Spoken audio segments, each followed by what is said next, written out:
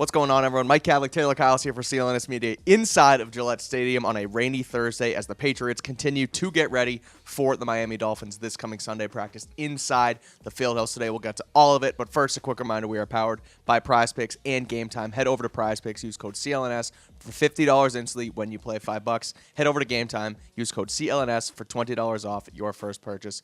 Terms apply. All right, Taylor, let's talk about him, the quarterback, Drake Maye, getting ready for this Dolphins team this coming Sunday in Miami, but a lot of national media attention on the rookie quarterback all of a sudden. Dan Orlovsky talking about him. Kurt Warner, former quarterback, obviously has great things to say.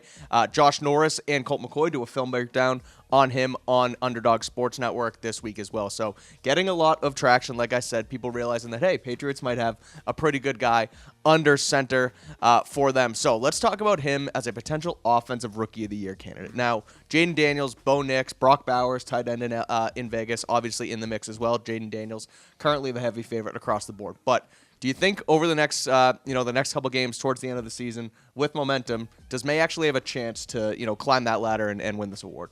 Now, first and foremost, I think Jayden Daniels' performance would have to completely fall off a cliff for him not to win Offensive Rookie of the Year at this point. When you look at statistically, he's pretty much by himself in several metrics, especially when you look specifically at rookie quarterbacks. So, realistically, I do not think Drake Maye is going to win unless the Patriots go on some crazy win streak, obviously. But for the sake of argument, I do think he can surpass Bo Nix and really be in the conversation for real. So let's talk about the idea and why he would be a good Offensive Rookie of the Year candidate. Sure. Now, I think one of the biggest reasons that Drake Maye is surprising people is, one, the maturity as a passer. I think people who are higher on him aren't as surprised because this was something I think you saw, the way he reads defenses, the way he does have, I believe he leads the NFL since he became the starter in turnover-worthy play rate. Obviously, that's got to be better. Sure. But for the most part, as Gerard Mayo mentioned yesterday, they're not really repeat mistakes. It's really the growing pains that come with the young receiver or the young quarterback, learning what he can do and can't do at the NFL level. But what's impressed me most, and I think across the board, is the accuracy.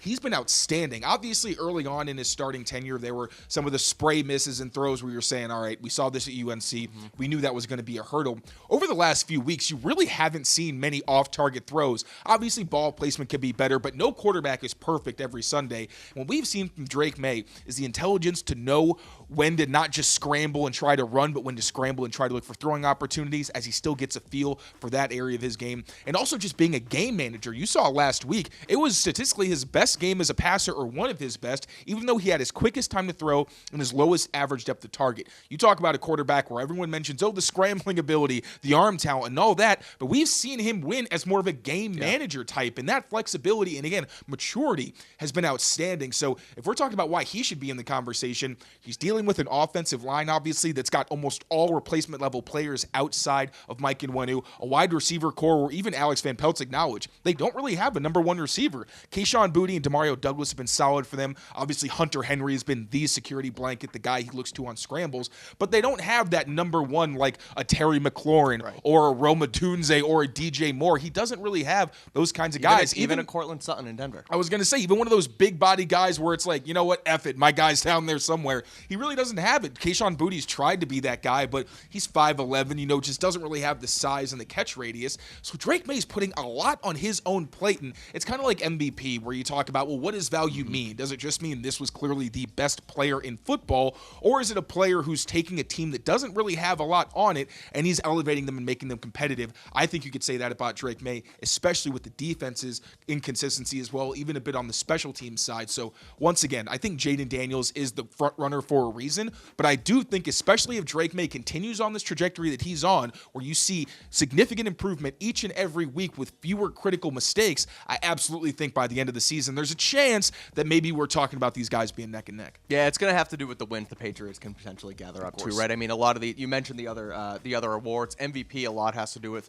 the best player on the best team. And unless, it's crossing sports, but in the NBA, the only reason Russell Westbrook won the MVP award a couple years ago is because he averaged a triple-double. Otherwise, it would have been somebody else because the Thunder weren't that good that season. But anyway, that's for Bobby Cody and Noah and all the other basketball CLNS people to debate. But could be an exciting journey as the Patriots, if they can stack up a couple games, and if the Washington Commanders can fall off a couple, then Drake Maye might seriously be in the conversation. So, especially towards the end of the season, if you're able to get some wins against the Cardinals, who are on fire right now offense, one of those games at least against the Bills, and the Chargers, who obviously are getting a lot of social media popularity. One, because their team is fantastic, the social media team, but also Jim Harbaugh, Justin Herbert, they're meshing really well, and I think people are starting to see, the Chargers are finally a team you got to take seriously. So you got somewhat winnable games against the Dolphins and Colts, but if you can finish strong in that stretch, and Drake Maye and the Patriots are playing their best football, like you said, I think it really is going to be a pretty hotly contested battle, but we shall see. Maye flipping the switch very quickly here for the Patriots as they head to Miami to take on the Dolphins in Week 12. Taylor will be down there. I will unfortunately only be here, but we'll have coverage on Patriots Press Pass all weekend long as the Patriots try and get their 4th win of the season this coming Sunday.